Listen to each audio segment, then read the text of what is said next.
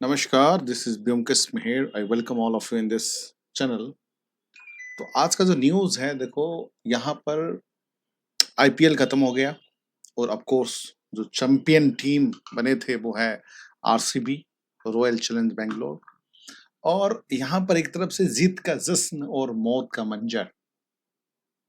और RCB victory parade Bangalore में जीत 3 जून 2025 में जीत हासिल करने के बाद, हालांकि ये जीत भी महत्वपूर्ण था। 18 साल के बाद आफ्टर 18 इयर्स जो है जीत हासिल किए थे। बट 11 मासूम लोगों का डेथ हो गया था विक्ट्री सेलिब्रेशन में अगले दिन 4 जून में। तो एक खुशी खबर के साथ बहुत ही बड़ा दुख खबर है। क्या डेथ होने के बाद भी सेलिब्रेशन को कंटिन्यू करना चाहिए था? क्या हम लोगों में जो ह्यूमैनिटी है वो कम होते जा रहा है धीरे धीरे? क्या सेलिब्रेशन इतना जरूरी था?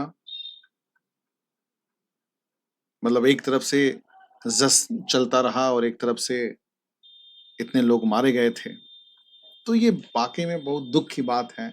हाँ, ये अलग बात है कि 18 साल के बाद जो है आरसीबी एक विक्ट्री हासिल की थी और ये एक अच्छा आरसीबी के लिए भी था कि 18 साल के बाद जो है आरसीबी विन किया था।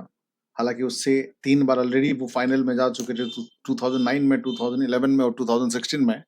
बट वो फाइनल जीत हासिल नहीं किए थे और उन्होंने पंजाब किंग के खिलाफ किया है और पंजाब किंग्स जो है 2014 में एक बार गए थे।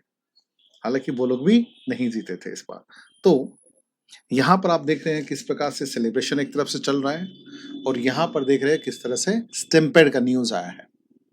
आप देख रही है किस तरह से भीड़ जमा हुआ हो रहा है एक साथ, ठीक है। और ये आप पिक्चर में देखिए, ये लड़का है, आप पिक्चर में देख पा रहे होंगे यहाँ पर किस तरह का, मतलब एक इतना सेलिब्रेशन का क्या मतलब। ये जो लड़का है उसके शरीर के ऊपर से देखो, ये लेटा हुआ है, ये लेटा हुआ है और उसके शरीर से होके पैर में रोंद के वो जा रहा है उसके ऊपर से, ठीक है। इस तरह अस्त व्यस्त हैं, ये अस्त व्यस्त हैं। मतलब ऐसा कौन सा सेलिब्रेशन है ये, किस प्रकार का सेलिब्रेशन है और किस चीज का मैं तो हैरान हो जाता हूँ, आईपीएल किस चीज का सेलिब्रेशन है। अब बेंगलोर के जो प्लेयर हैं बेंगलोर के तो है नहीं, हेजलवुड बेंगलोर के नहीं है भाई, आपके जो फिल्प्स बेंगलोर के नहीं है, विराट कोहली दिल्ली के हैं, बेंगलोर के तो हो ही नहीं एक भी। किस बात के सेलिब्रेशन? और ये आईपीएल के सेलिब्रेशन मुझे एक तो समझ में नहीं आता। दिल्ली वाला बेंगलोर में खेल रहा है, बेंगलोर वाला दिल्ली से खेल रहा है, चेन्नई वाला जो है झारखंड वाला चेन्नई में खेल रहा है, चेन्नई वाला दिल्ली में खेल रहा है। और फिर आप बोलते हो कि आईपीएल बेंगलोर, दिल्ली, राजस्थान ये नाम देते हो। तो ऐसा कुछ उसमें कोई फीलिंग्स वाला चीज तो है नहीं, ये बस एंटरटेनमेंट है। सरकार को टैक्स मिल रही है और लोग भी, पता नहीं लोग क्यों इतना पागल होते हैं, पहला चीज है। और ये किस बात का सेलिब्रेशन है? कोई देश जीता होता, ठीक है, हमने पाकिस्तान को हरा दिए होते या फिर कोई इंडिया टीम जीता होता तो बात अलग है। ये बेंगलोर दिल्ली विल्ली वो भी चलिए, एनीवे। बट ये सेलिब्रेशन देखो, इस तरह का जो सेलिब्रेशन में ये जिम्मेदार, यहाँ पर स्टैम्पेड होने का जिम्मेदार कौन है? एडमिनिस्ट्रेशन, ठीक है, कर्नाटका गवर्नमेंट, पुलिस प्रशासन या आरसीबी के जो लीडर हैं, टीम है। अगर पुलिस प्रशासन और एडमिनिस्ट्रेशन को पता था कि इतने भीड़ होंगे 18 साल के बाद जीन, तो उन्होंने पूरी तरह से मेंटेन क्यों नहीं किया? उससे पहले मैं बता दूं, जब टीम जीत कर आया था, इंडिया टीम जब जीत के आए थे, ये मुंबई का पिक्चर है, ये देखिए। उस टाइम पे एक भी स्टैम्पेड नहीं हुआ था इस प्रकार से। चाहे इस प्रकार से वो लोग प्रशासन मेंटेन किए थे कि एक भी स्टैम्पेड कार नहीं आया था। और यहाँ पर कुछ ही लोग थे, यहाँ पर करीब कहा जाता है कि 1.5 से 2 लाख होंगे। और यहाँ पे जो है 11, अब तक जो रिपोर्ट आया है 11 डेथ हो गए हैं। क्या पता उससे ज्यादा भी डेथ होंगे और कई सारे तो हॉस्पिटलाइज भी हैं। यहाँ पर इंडिया जब जीत के आई थी तब तो एक भी खबर नहीं आया था स्टैम्पेड का। तो ये सोचने वाली बात है कि किस प्रकार का पुलिस प्रशासन या फिर सरकार, राज्य सरकार जो है उसको देखती है। और ये देख सकते हो जो रिपोर्ट के हिसाब से अब तक जो देख सकते हैं यहाँ पर, ठीक है, कि जो नाम है, 13 साल का उम्र है दिव्यांशी, 32 साल के जो है दोरेसा और भूमिका 20 इयर्स, देन उसके बाद सहाना 25 साल, देन उसके बाद अक्षता 27 साल, Manoj 33, then Shravan 20 years, then Devi 29 years, Prajwal 20 years, 19 years and 17 year. देखो ज्यादातर जो है 17, 19, 20 के ही हैं, कम एज के बच्चे हैं, कम एज के बच्चे हैं, ठीक है। एक है 13 साल की भी है, यहाँ पर लड़का भी है, लड़की भी है, हर प्रकार का चीजें है।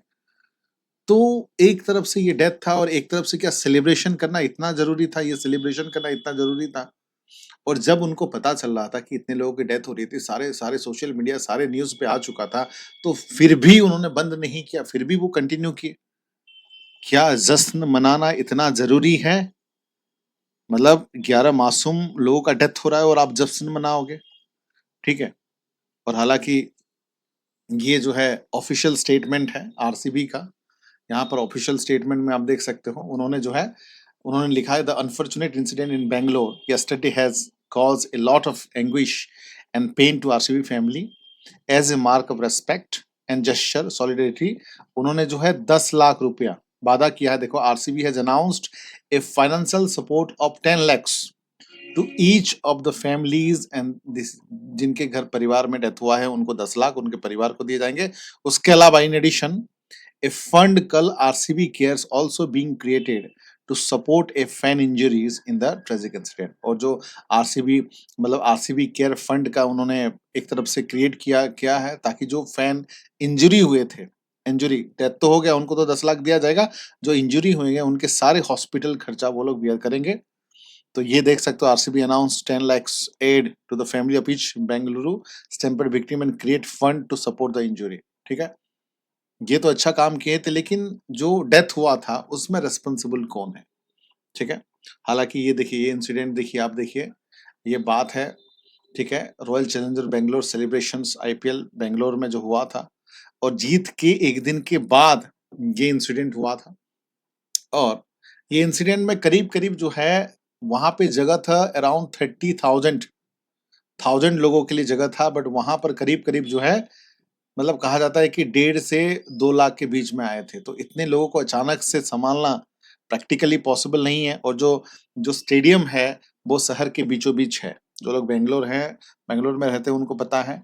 और शहर के बीचों बीच है, और आप अगर सही से ये नहीं, वैसे भी बेंगलोर का ट्रैफिक जो है बहुत हॉरिबल है, बहुत ज्यादा। मुझे तो लगता है इंडिया का मोस्ट हॉरिबल ट्रैफिक जो है बेंगलोर में ही है, ठीक है। इतना ज्यादा ट्रैफिक तो मैंने जिंदगी में कहीं नहीं देखा। जैसे आप जैसे कि दिल्ली में आप एक जगह से दूसरी जगह में आप बता सकते हो कि यार 30 मिनट लगेगा, 40 मिनट लगेगा, 1 घंटा। बेंगलोर में आप चाहे जो 5 किलोमीटर हो या 10 किलोमीटर हो, आप बता नहीं सकते कितना टाइम लगेगा।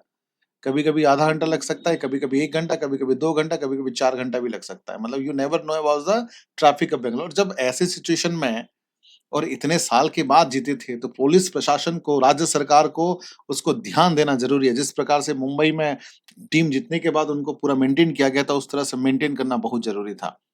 यहाँ पर देख सकते हो आप, ठीक है, कि बेंगलोर पुलिस अब तक जो है 11th अननेचुरल डेथ का रिपोर्ट हुआ है। ये 11th रिकॉर्ड है, क्या पता उससे बहुत ज्यादा हुए हों, ठीक है, क्या पता उससे भी बहुत ज्यादा हुए हों, ठीक है।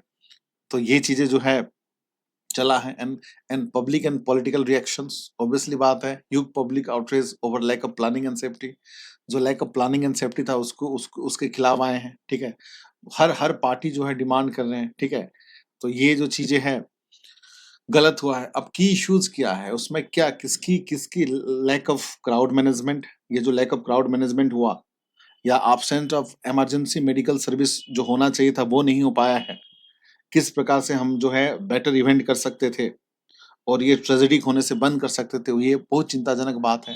हालांकि यहाँ पर जो है मतलब एक तरफ से गवर्नमेंट को भी ध्यान देना जरूरी है, उसके साथ साथ जो है गवर्नमेंट के साथ साथ जो पुलिस है उनको भी ध्यान देना जरूरी है, ताकि इस तरह का कोई भी घटना घटती है, इस तरह का कोई भी क्राउड आती है, उसको जो है प्रॉपर मेंटेन कर सके। So this is totally failure of the government and failure of the, you can say, जो law in department, you can say. तो this is the incident. But तो ये था, बट हम लोग जो है अपना कोर्स स्टार्ट कर दिए हैं बेटा। तो ये कोर्स जो है आप ले सकते हो। उसके साथ साथ हर प्रकार का कोर्स अवेलेबल है, हिस्ट्री, पॉलिटी, ज्योग्राफी, हिस्ट्री और पब्लिक एडमिनिस्ट्रेशन का जो है ऑप्शनल भी है। और फाउंडेशन बैच भी हमने स्टार्ट कर दिया है, और अब की बार यूपीएससी पार है ये।